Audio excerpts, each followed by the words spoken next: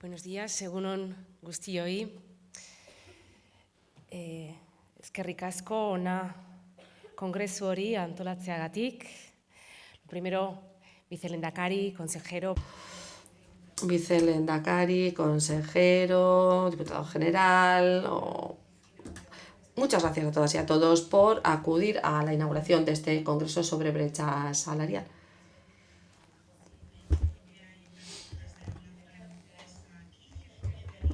Bai, esan diate frantsesez egiten duenik ere badagoela.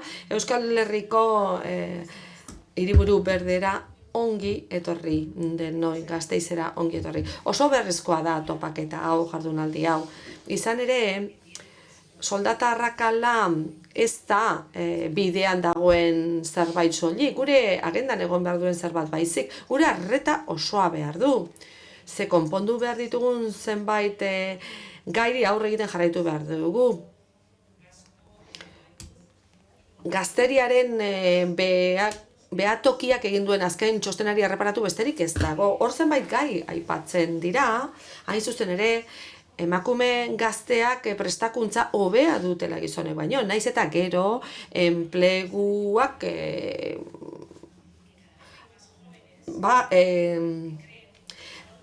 soldataren eta denboraren aldetikan kaskarragoak izan. Alegia, gizonek aukera hobeak dituzte enplegu edo lanpostu bate lortzeko. Eta oraindik ere badaukagu soldata arrakala bat bien artean. Ebak esan duen bezala ala ere urratsak egin ditugu, egiten ari gara arrakala hori murrizteko. Eta hori guztia gertatzen ari da besteak beste Espainiako gobernuak hartutako neurriengatik, gutxieneko soldata bezalakoa, edo lan reforma, edo gure lehendakari ordeak gidatu dituen neurri hoiei esker. Horregatik berriz ere, Mikel Torresi gure eskerrona berriz ere, biltzarra aukeratzeagatik edo antolatzeagatik. Eta bere lantalde tekniko osoari urteak baitara matza horrelako elkarguneak sustatzen, bertan hausnarketarako bideak sortzen dira, kontaktuak eta harremanak egitekoa, aukera paregabea izaten da, ezberdintasun horiek ezabatzen joateko. Errealitatea hor dago, lehen txosten bat aipatu dut, baina ez dugu datuetara iritsi behar, txosten horri dagokionez. Zenbait gauza gogoan ditugu daturik gabe ere.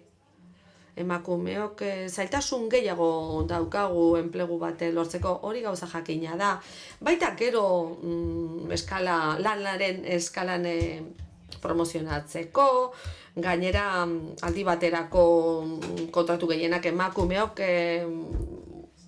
hartzen ditugu, eta gero amatasunak ere bere ondorioak ditu. Horregatik hemen eztabaida horri heldu behar zaio, argikera dadin emakumeok gaitasun gehiago ditugula lan munduan aurrera egiteko. Egia da, hala ere, aurrera egin dugula eta gure presentzia areagotu egin dela arlo ezberdinetan. Eta Eba hemen daukagu, adibide oso ona da, Eba Domaika, kazetaria, oraintxe agurtu dut, begira, berak Ondas saria eskuratu du, eta ez da edozer gauza.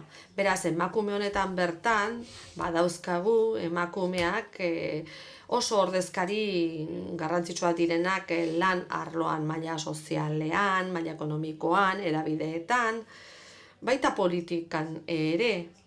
Nik uste dute lidergo gehiago behar dugula, emakumeok, ze emakumeon lidergoa eraginkorragoa izan noi da, inklusiboagoa den aldetik. Lehen neurri batzuk aipatu ditut, Espainiako gobernutik hartzen direnak, Eusko Jaurlaritzatik hartzen direnak, eta baina Gasteizko udalean egiten diren horiek ere aipatu nahi nituzke. Neurri aktiboak bideratzen ari baikara emakumeak kontratatzeko. Gu kontratatzen dugunean, langabezian daudenak, edo bestelako laguntza batzuk, ez da, enpresetan kontratazioak lortzeko, diru laguntzak handiagoak izan noi dira lanbidetik emakumeak kontratatzen direnean. Bestalde, hezkuntza arloan ere, ikastetxeetan laguntza eskaintzen ari gara, ikaslek etorkizuna erabakiak har ditzaten, edo zein dela ere beraien sexua.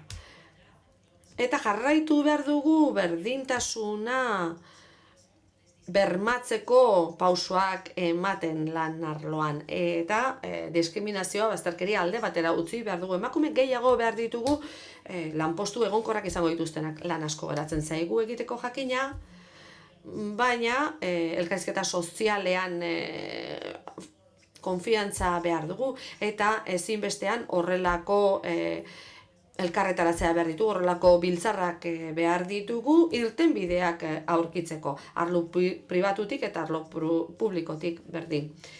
Beraz, merezi dute ziur nago eta espero dut gainera, oso foro produktiboa izatea, eta eskerrik asko zuei guztioi berdintasuna sustatzeko. Egun hon eta eskerrik asko.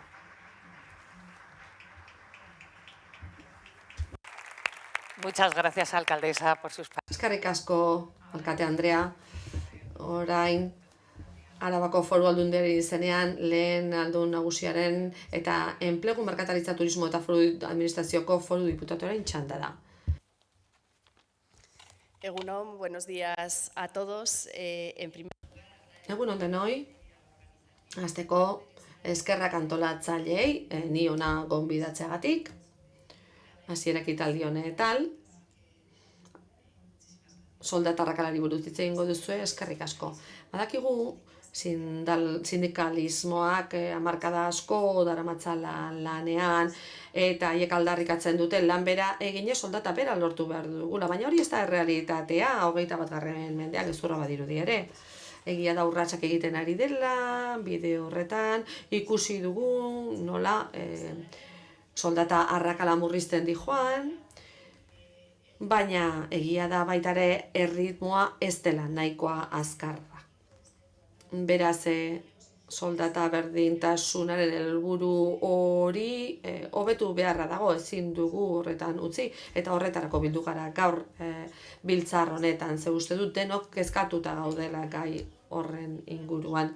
Ez dago inolako arrazorik, ez objektiborik, ez subjektiborik, diskriminazio horretarako. Ekonomia aldetik sortutako diskriminazioa da, baina kontzientziari dagokionez gizarte osoari egiten dio. 73 urte dira OITek 100. itunean txertatu zuela lehen aldiz, horako testi normatibo batean, berdintasuna egon behar zuela emakumeen eta gizonen artean. Eta hori konstituzioan txertatuta dago, nola ez, aitortuta dago, eta langileen estatutuan, nola ez, 28. artikuluan. Beraz, araudia badago, ezagutza badago, baina borondateen falta dago, ez dago nahikoa borondate. Eta beraz, indarrez ekin behar diogu, emaitzako betzeko lehen hitz egin dutenek argi esan dute, nola soldata arrakalaren ondorik beste batzuk ere batozen, nola emakumek lanpostu jakin batzuk hartu behar izaten dituzten, edo nola aukerarik eza sortzen den bide profesionalean aurrea egiteko, edo ardurazko postuetara iristeko, soldata alduetagoetara, eta bar. Eta beste zenbait aurre iritzi, enpresi dagokienez, emakumeak kontratatzerakoan, besteak beste kontziliazio kontuengatik. Zorionez, legeria berrien ondorioz hori aldatzen ari da. Gizarte gisa, soldata arrakalak, emakumeak eta gizonak eramaten gaitu biktima izatera. Ze azkenean soldata berak ez baldin ditugu, goiti begiratuta, horrek esan nahi du kotizazio gutxi egingo ditugula gizarte segurantzara, ogasun publikora, eta beraz, indargune gutxiago izango ditu sistema publikoak, baita zerbitzuek eta baita inbertsio publikoek ere. Eta batez ere pentsioek, ekarpen gutxiago jasoko dituzte. Azken lan erreforma, Diputatuen Kongresuan onetsi zena, 2013koa aldatzen zuena edo egokitzen zuena, Horrek lortu du hitzarmen kolektiboa berriro ere erdian jartzea lan harremanei dagokienez. Eta horrekin lortu da soldata arrakala murriztea, baina baita temporalitatea murriztea edo hitzarmen kolektiboen negoziazioak aldatzea. Hori oso ondo etorri zaie emakumei, baita gizonei ere, baina batez ere soldata baxuna zituzten emakumei. Eta Euskadin ere asko egin dugu aurrera egiten jarraitu dugu. Gainera, biltzar honetan ikusiko dugun bezala, gobernu honen eta sail honen helburua da bide horretatik lanean jarraitzea, zertarako soldata arrakala desagerrarazteko. Ze hemen kontua ez da emakumeok gehiago nahi dugunik, baizik eta gehiago merezi dugula eta behar dugula. Ez gara soilik gure eskubideak defendatzen ari, baita gure alabenak eta bilobenak ere. Eta beraz, borroka hori ezinbestekoa da, obligazio bat daukagu, bete behar bat daukagu. Benetako berdintasuna lortzeko bidean, gizartea bere osotasunean zilegiagoa izan dadin. Emakumeok aukera gehiago izan nahi ditugu, gure gaitasunetatik abiatuta, eta ez gure generoagatik. Eta berdintasun hori etortzekoa da, etorri behar du berdintasun horrek. Simone de Beauvoirrek zion ezerk gintuzkeela mugatu behar, askatasunak izan beharko lukeela gure oinarria. Beraz, jarrai ezagun lanean, soldata arrakala hori murrizteko. Eta biltzarro guztioi, eskerrik asko. Eskerrik asko, Cristina González. Eta azkenik, hausnarketarekin eta eztabaidekin hasi baino lehen, Eusko Jaurlaritzako bigarren lehendakari ordea eta ekonomia lan eta enpleguko sailburua den Mikel Torres gurekin daukagu gaurko saioari hasiera emateko. Es su primer congreso. Soldata arrakalari buruzko bere lehen kongresua da, bere lanpostu berri horretan, eta berdintasuna funtsezko elementua izango dela iragarri du jada.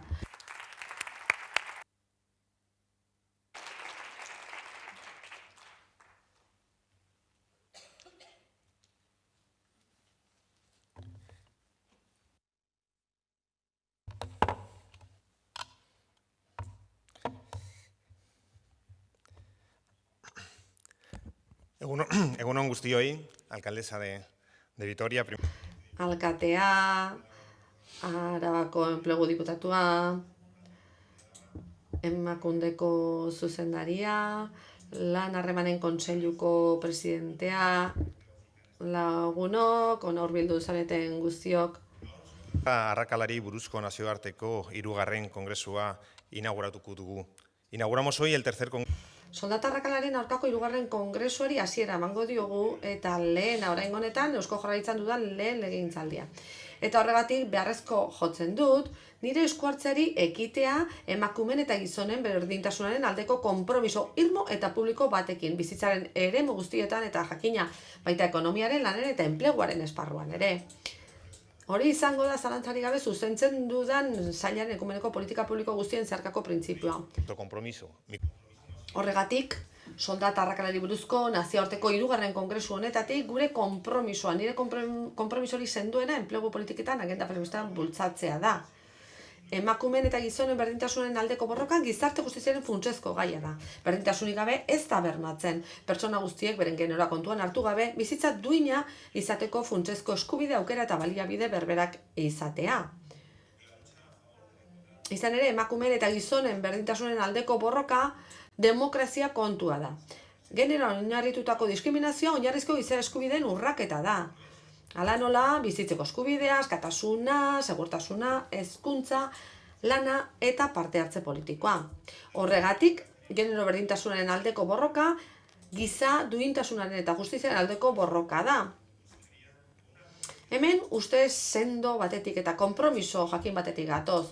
Ezin da, gizarte guztiz demokratikorik egon, emakumeok eta gizonok ez badugu askatasun bera gure bizitzari eta lanari buruzko erabakiak hartzeko. Emakumeen eta gizonen berdintasunen aldeko borroka garapen sozial eta ekonomikoko gai bat dela adierazten du konpromiso honek. Emakumeek aukera berdintasuna dutenean, gizarteak oparagoak, egonkorragoak eta bidezkoagoak izaten dira. Emakumeek ekonomien hezkuntzan eta lidergoan duten parte hartzeak eragin positiboa izan ohi du, bai maila individualean, bai kolektiboan. Genero berdintasunen alde egitea beraz, gizarte oparoago eta kohesionatuago baterako urratsa da, eta hori ere justizia sozialen helburua da. Egia da, bide luzea dugu egiteko emakume babesaren txokoan egotari usteko eta bizitzaren ari garen iraultza ekonomikoaren motorra izateko. Gizartearen aurrera biderako funtsezkoak diren, baina aitortuta ere ez dauden espazio ekonomikoak okupatzetik, gizartearen aurrera bidea emakumeen bakoitzaren aurrerapena ere izatea ahalbidetzen duten espazio betetzari gaurretzeko. Horri deitzen zaio berdintasuna, talentuaren alde egitea esaten zaio horri, eta horri herrialde baten lehiakortasuna deitzen zaio. Batzeko, berdintzeko horixe da kongresu honen eta egin diren aurrekoen leloa. Izan ere guztion aleginarekin eta konpromisoarekin lortuko dugu berdintasunaren zeharkakotasuna politika guztietan eta soldata arraila behin betiko murriztea. Eta ez dago inolako aitzakiarik. Eba Domaikako ondo esan du, alde zauretik hitzein dutenek ere bai. Gizonen urteko batez besteko irabazia 35.000 eurokoa da, eta emakumena 29.314 eurokoa. 2022ko datuen arabera. Beraz, Euskal Autonomia Erkidegoan 17,8ko soldata arrailan dago, baina horrek bera egin behar du. Eta hori da kongresu honen helburua, gogoeta egitea, ikastea eta hitz egitea. Horrengo urteetan zer egin behar dugun hori lortzeko. Bidea eta azken helburua argi daukagu. Eta ondo zehaztuta dago soldata arrakalaren aurkako estrategian.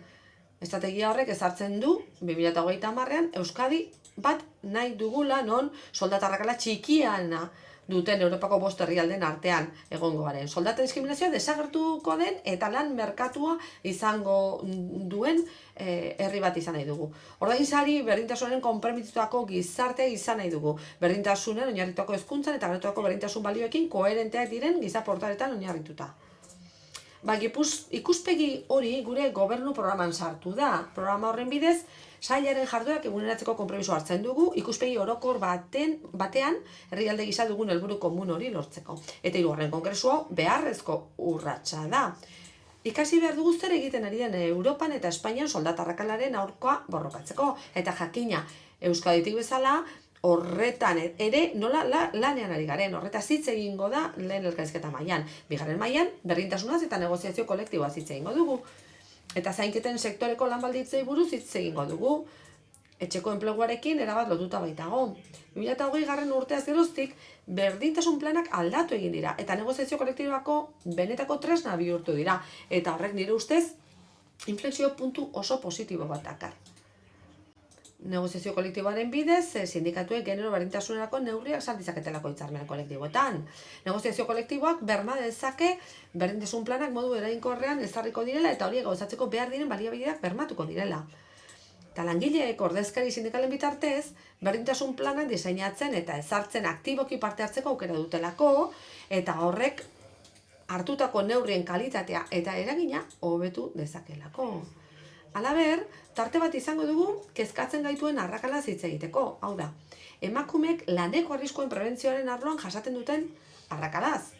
Osalanek, laneko arriskuen prebentziorako gure institutuak ildo horretan egiten duen lana ezagutzea eta azpimarratzeak merezi du. Eta azkenik, eskerrak eman dizkiet, hemendik azken solasaldian parte hartuko duten eta hasieratik elkarrizketa sozialeko mailan parte hartu nahi izan duten gizarte eragileei UGT, Comisiones Obreras, Confebaski, berdintasunarekin duten konpromisoagatik. Lehen esan dizuedan bezala, 13. legealdiko konpromisoetako bat soldata arrakalaren plan operatibo berri bat eguneratzea da. Diseinatu, negoziatu eta albada elkarrizketa sozialeko mailan adostu beharrekoa. Horregatik garrantzitsua da haien posizioak eta interesak ezagutzea. Amaitzeko, etorkizun politikoan eta sozialan agertzen diren mezu negazionisten arriskoa ohartarazi nahi dut. Horiek ere soldata arrakalaren existentzialean ukatzaileak baitira. Soldata arrakala ez da begibideztakoa, errealitate gogorra baizik. Eta negazionismo horri errotik aurre egiteko beharra adierazi nahi dut. Negazionismoak emakumeen egoera ahultzen duena eta azken 4 hamarkadetan eraikitzen joan garen estatu demokratiko eta sozialen oinarriak ahuldu nahi dituena. emakumeek beren etxeetan, bikote harremanetan, enpresetan, ekonomian, lan harremanetan edo enpleguan duten desabantaila egoera ukatzen duen negazionismoa da. Beraz, nahiko arrazoi daude, berdintasunen aldeko jarduerak zehaztasun handiago zehazteko eta soldata arrakala desmuntatzen eta zuzentzen joateko. Erabateko berdintasuna justizia sozialen eta lehiakortasunen irabazteko motorra izan dadin. Trabajemos para que la igualdad plena Lan egin dezagun emakumearen erabateko desberdintasuna eragile izan dadin justizia sozialean eta lehiakortasuna irabazteko. Arretaz entzungo dizuegu, biltzar on bat opa dizuet, baina parlamentura bueltatu behar dut, arratsaldean itzuliko naiz. Eskerrik asko.